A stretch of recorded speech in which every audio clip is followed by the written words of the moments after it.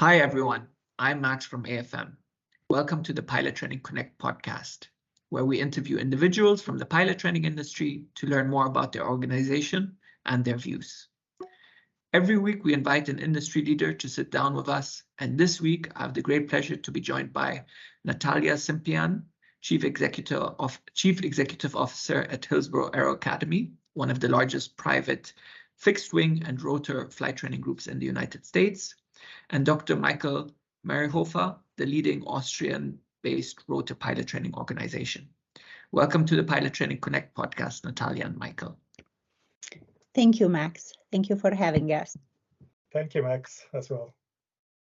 Thank you both for your time. I know it's a really exciting time for Hillsboro Aero Academy and Rotorsky right this month with some of the announcements that you've made. But Natalia, for everyone who's listening, can you provide a brief introduction about Hillsboro Aero Academy and its activities in the pilot training sector? Hillsboro Aero Academy is one of the world's leading flight schools for professional airplane and helicopter pilots. We have 3 campuses located in Oregon, so on the West Coast. And having 3 campuses really gives us the flexibility to adapt to various capacity needs. We've been in business since 1980. Started with a very small fleet at that time, and since then we've grown significantly. We have partnerships all over the world. During this time, we've trained pilots from more than 75 countries. We are a large school, but I think our students can still count on the personal attention, guidance, and support of a mid-sized flight school. Thank you so much, Natalia. I know that Hillsboro is very well known within the United States, both for its fixed wing and for its rotary training programs, and over the past few years has also started training more international cadets. Can you just give a brief history in terms of all of the different countries, markets, and airlines that you've trained for in the past, let's say, decade? Sure. We definitely have domestic students, but besides that, we're very strong in the international market. South Asia, we have lots of students from Korea, Japan, obviously Europe, all over Europe, so very widely known. Recently, we added Vietnam as a country of focus. So honestly, lots of international markets that are attracted to the U.S. market as a flight training provider. It's really fantastic to hear.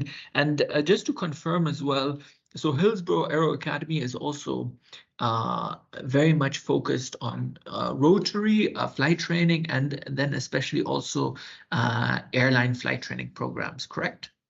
Correct. We do both helicopter, very specialized in helicopter training. And of course, on the fixed wing side, we focus a lot on international airlines, both domestic and international airlines. Absolutely fantastic to hear. And to give an overview of the size of Hillsboro Aero Academy, what is the total aircraft fleet and approximate student number that you're currently training? We have in total 95, both airplane and helicopter. That's the count for both airplane and helicopter. So 95 total fleet. And we have approximately 750 students at this time. It's absolutely fantastic. This is I know I've been following Hillsboro Aero Academy for quite some time, and I know that it is definitely one of the larger pilot training organizations globally. Michael, I've also been following Rotorsky for quite some time. I know you have multiple locations of operations. For everyone who's listening, can you give them an introduction into Rotorsky, its history, and its activities in the pilot training sector? Yeah, sure, Max. I can give you a quick intro. Rotorsky is a flight school which was established in 2007, meaning more than 15 years ago, as a flight school, doing ab initio training, starting from one base and then added a second base within Austria. Then it grew and added some more bases, but still being a flight school for helicopter pilots. And since about 5 years, we have added a couple of other services. So beside the flight school traditional service, we added also we call it the advanced flight training, meaning that we do recurrent training for helicopter pilots and operators, like with twin engine turbo helicopters. Therefore, we are using full flights and FTD simulators, but also the helicopter. We can do it at the operator side or at our bases. We also offer for airline operators or for helicopter operators the ATO services if they are not willing or if they do not invest in establishing their own ATO. We can build the so-called ATO umbrella for them. And yes, since 2020, we launched the common program with Hillsboro. We did the helicopter program first to bring it in the market. We have on a yearly basis around about 35 students in the program. And it's also a common program where we do FAA licenses and consecutive the EASA license. It worked out well, knowing that we had this 2 tough years during the COVID, but we had always a good booking situation, and the program in the meanwhile is really mature and good accepted by the students. Also in 2021 we started to do the fixed wing program, but it lasted for 2 years to get everything done and approved, and now we are on the way really to start it with the fixed wing. Fantastic. I've heard when researching Rotorsky, I've really heard that when it comes to Europe, it is really a market-leading pilot training organization. I know you also have the first flight simulator on specific types of devices. Can you just give just a brief overview in terms of the size of your training infrastructure and the maybe number of students that you're training? Yeah. So roughly we are operating, I think, now in 7 countries. Most of them are European countries, but we also have 3 bases in the US with Hillsboro. We have beyond the 10 bases. So we have bases in Norway, in Greece, in Switzerland, in Germany, obviously in Austria. We are having really strong cooperations with our Austrian HAMS operator, also with the Austrian police, which really helps us to facilitate the simulators that we are using. We are using 2 full flight simulators in Norway, which I'm also managing for the Airbus H135 and H145. And in addition, like you said, we have one of its kind simulator in Austria for the H135 FTD3 device, which is known as a kind like a full flight simulator, but without motion and vibration. And for that simulator, we really receive a lot of training credits, going probably beyond the 80% what you get on a full flight simulator. It's absolutely phenomenal to hear, and congratulations on all these achievements. Looking at it from a global perspective, I know Hillsboro Aero Academy and Rotorsky are leading pilot training organizations when it comes to rotary training, and I also know that Hillsboro has been known in the US and also internationally as also a leading flight training, fixed wing flight training organization. I know that over the past few weeks, You've gone public. You've made an announcement of something that you've been working on for quite some time, which is a joint FAA and EASA license program. And maybe Natalia, can you tell us a bit more about this recent announcement and this new program that now Hillsboro Aero Academy and Rotorsky are offering together? Yes, Hillsboro Aero Academy, of course, together with our partner Rotorsky, we recently announced this joint EASA FAA airplane pilot program, which gives students a unique path to complete both FAA and EASA professional pilot ratings in one location under one program. And I literally mean one location, as our academy has one of two EASA written examination testing centers in the US. So students can even take the written tests here at the same time. Absolutely fantastic. And Michael, what do you want to share more with us from kind of Rotorsky side in terms of when you've made this announcement and how this is developed out of the partnership that you've had with Hillsboro Aero Academy? Yeah, I'm happy to do so. Definitely, we have to tell that the program itself is a Hillsboro program, and therefore also the market appearance is via Hillsboro. We feel ourselves as facilitator to the program. Rotorsky is famous for being really passionate in fulfilling customer requirements. And there was one of those days, I think it was back probably 5 years, when Hillsboro came over and looked out for a flight school or an ATO who is capable of doing this and facilitating a joint program. And they found Rotorsky could be the perfect partner, and it turned out to be true. With the rotary wings program, it was quite much easier because the background of Rotorsky is in the helicopter business.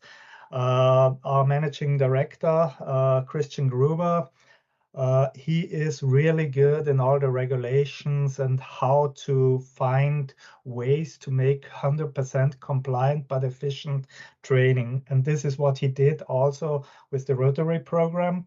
Now extending the scope to the fixed wing is also a little bit of new territory for us because we haven't done it in the past, but the regulations still are the same. Also, you have to do additional things like instrument rating, advanced UPRT to get your license, your commercial license ready for applying to an airline.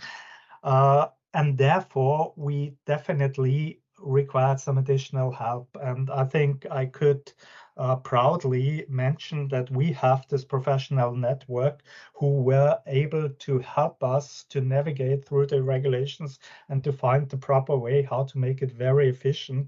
And I can share with you that this company who supported us with this was Harms Aviation, a group I think well known in the industry. With really very knowledgeable and highly experienced training experts. All have a long-lasting history in aviation business, in the airlines, at Airbus. So really very professional guys who already were in very similar positions to run flight schools. So this was definitely our strong part to make this happen also for the fixed wing program. Oh, really fantastic. And maybe Natalia, a question for you, since this is a Hillsboro Aero Academy kind of outward-facing program. What was the reason for starting this kind of joint program? Well, as Michael said, 5 years ago, we started thinking in this direction because our mission statement is to deliver inspiring educational experiences that launch careers in global aviation. So for us to be truly global in our mission, we need to keep innovating ways to make it easier for our graduates to fly anywhere in the world. So we started our EASA helicopter program almost 3 years ago, and we saw immediate demand for European students especially. So we quickly realized that similar opportunities existed on the airplane side. Our goal is to attract especially global airlines that want to pursue both FAA and EASA. We also wanted to continue to build on our partnership with Rotorsky because it has been successful in giving the students the best of both worlds. Rotorsky's deep expertise in EASA regulations and our proven ability to train students from all over the world. It's a truly, like, I've been studying this industry for quite some time. I think this is really a industry defining program which really prepares aspiring pilots, which become student pilots, for a profession in the majority of global countries around the world. So really hats off to both of you. I'm quite curious, when we look at this joint program, what can you maybe outline a bit more the benefits that both student pilots, but also, you know, potential airline customers for the cadet program would get from such a program? Sure. We think this program will offer to our students several advantages. Completing the FAA and the EASA certifications together is a very efficient use of time. And given the generally lower cost of flight hours in the United States compared to Europe, the savings can truly be substantial. Besides that, our academy offers this dual certification alongside with the F1 visa, which means that international students in the program can remain in the US for up to 23 months post-graduation, with the potential to work as certified flight instructors and earn the flight hours that airlines require. Many students who attend our school on the F1 visa are able to obtain over 1,000 flight hours before returning to their home country, which is obviously very beneficial for both the students and the airlines. Our experience is that pilots with higher flight hours are more competitive in the employment application process and truly make the transition to airline operations more smoothly. On the operator side, I think the program will improve the supply of global pilots. For airlines seeking pilots that can fly anywhere, this program produces those pilots at a far shorter timeline and lower cost than gaining separate certification. It truly is a program max designed to address the pilot shortage in the most efficient way possible. Okay, yeah, I think it is, as I was mentioning, quite an industry-defining program, which is really gonna change the perception of what is possible for both aspiring pilots and airlines when it comes to evaluating their ab initio pilot training supply lines. Michael, I have a question for you. So I know you've Hillsboro Aero Academy and Rotorsky have launched this program, and I now understand where it has come from. It would be really good to hear kind of your thoughts on the challenges that you're currently seeing, because especially with you being located in Europe, what are the challenges that you're currently seeing in the flight and pilot training industry in your part of the world? So basically, the challenges that I see today in the conventional programs ATOs are running is, on the one hand side, there's a big demand from the airlines coming to fulfill the gap they are facing on the pilot supply. On the other side, ramping up the business in such a really high rate does mean that you also need to have the resources available. You need the instructor pilots, you need the aircrafts available, and some of the ATO with the conventional programs, they are facing problems with that, especially with the availability of instructor staff. I think our program is in that domain very strong because it is a full integrated approach where the pilots becoming the PPL and CPL license will then go also on a flight instructor career. First of all, with the privilege of the F1 visa, collecting their hours. So the senior students are, or not the senior students, but the more progressed students, they are already the flight instructors, and they are then the instructors for the younger pilots. And therefore, it's kind of really self-sustaining system rather than having both paths not aligned with each other. And I think this is really one of the biggest thing I see is there's a big pilot demand. There's a big movement of pilots around the globe, really catching the best job opportunities. But there's a lack of potential to really build the pilots. And therefore, I think this program could be really one milestone to fill this gap many of the airlines currently see. And I can only invite airlines to approach Hillsboro if they are feeling this gap. And definitely Hillsboro, together with this program, can be a very good partner to fill the gap. Michael, I couldn't agree more with you.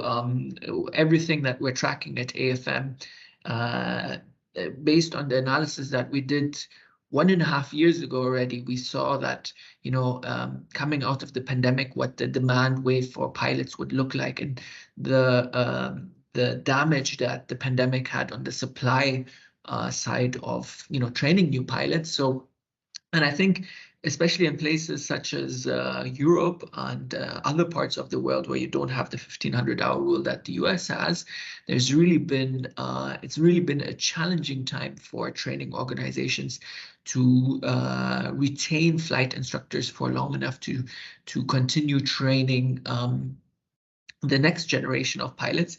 And it's a really interesting time because we have less global flight training organizations than before the pandemic.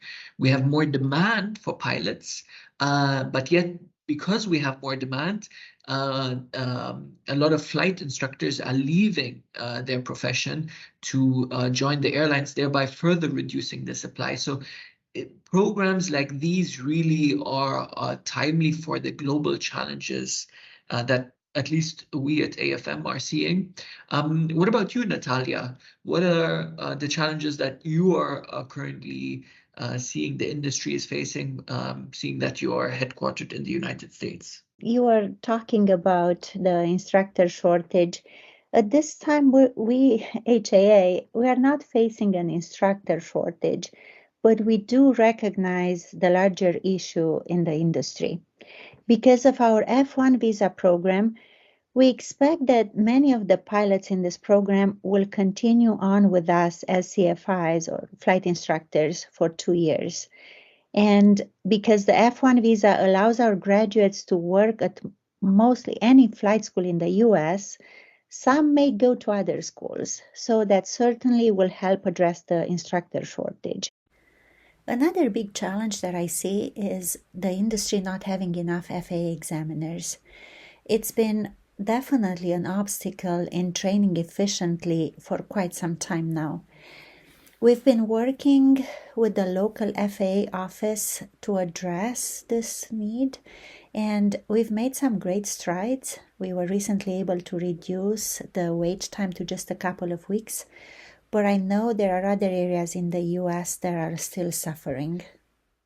I agree with both of you. Like this model that you have developed is certainly very innovative to not only have the dual license capability, but also to further build out the supply of instructors in order to train additional. So you're kind of creating your own additional capacity on top of what you already currently have in order to train more individuals. Natalia, from Hillsboro's perspective, if I'm not mistaken, you announced this new joint FAA EASA license program last week. Where does Hillsboro stand in terms of its capacity? Is it looking to train more cadets for airlines around the globe, or what is its current position? In terms of capacity, as I mentioned in the beginning, we have 3 campuses and we have a lot of flexibility in terms of increasing, decreasing capacity. As you know, during COVID times, many flight schools couldn't do well because couldn't get the students. It was not the case with us. It was challenging for sure, especially because we have lots of international students and students couldn't come to US. But we are able to kind of continue on this path and increase and decrease capacity as needed and as required by the industry. At this point in time, I would consider ourselves being in a good spot, but we can, as I said, adapt as needed and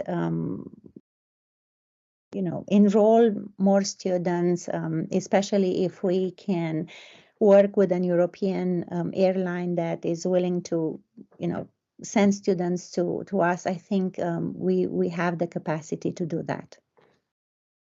Really good to hear, and I am looking forward to seeing what interest there is both from aspiring pilots. I think this is of interest not only to aspiring pilots and airline operators in Europe, but really around the globe, and a lot of countries which are EASA aligned.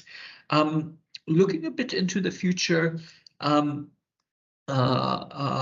Michael, let's start off with you. Where do you see Rotorsky in, let's say, 3 years' time?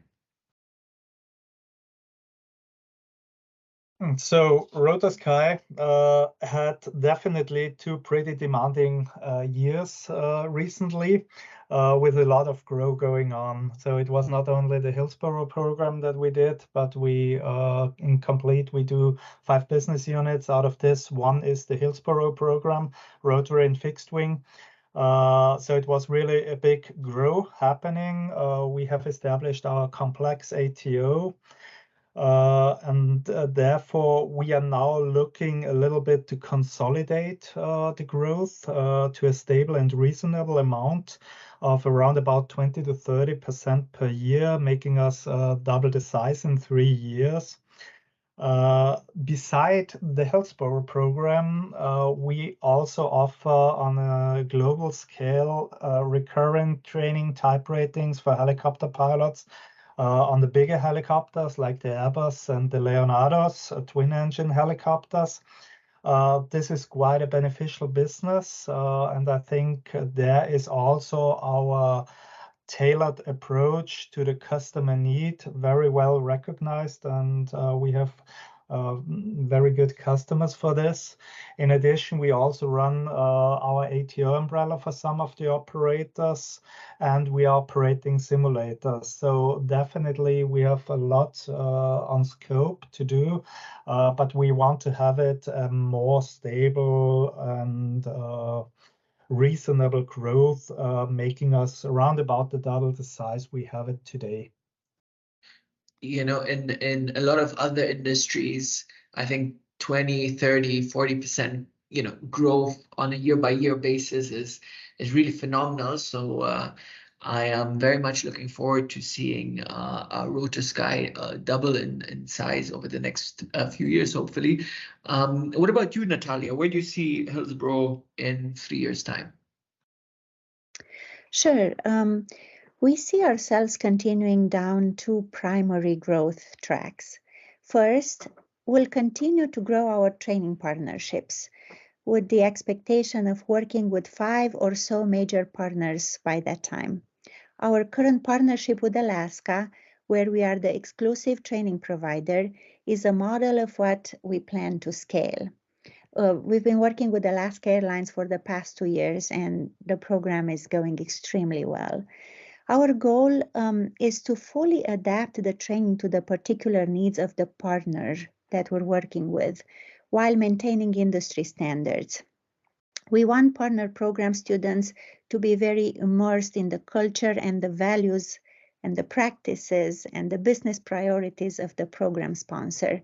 We see that as a critical part of our mission of producing career-ready pilots. At the same time, we'll continue to grow our base of individual students. We will remain an attractive option for them because of our global reputation, our financing option, and our level of individual support. As you and Michael were talking, we recently looked at and we're working on our 3-year plan, and we also see approximately 30% growth year over year coming. Absolutely phenomenal. So I need to go back and speak with the AFM team to also ensure that we've got 30% growth on growth year-on-year plan for the next 3 years. And I think all of us will be in a delightful position in 3 years' time, and we can then do another podcast interview and see where all of us stand. I want to thank you both for sharing your insights with us today. It was super insightful. And I just want to say, if anyone wants to learn more about Hillsboro Aero Academy or Rotorsky, please check out their website. So for Hillsboro, it's flyhaa.com. And for Rotorsky, it's rotorsky.at, so AT for Austria. And I can also highly recommend to connect with Natalia or Michael on LinkedIn. But Natalia and Michael, thank you so much for your time today. And any final words? Max, thank you. We really appreciate what you do, what you and your team do. AFM is a great source of information for us. We look at it every day, and we're very thankful for your efforts, and you're helping the industry a lot. Thank you. Thank you so much. Also, Max, thanks from me. Really, I could only confirm what Natalia is telling, that your platform is really a good source of information, and I'm really delighted to be part of this interview. So thanks a lot, and go on like this. Thank you so much, Michael and Natalia, and I wish you both a great day.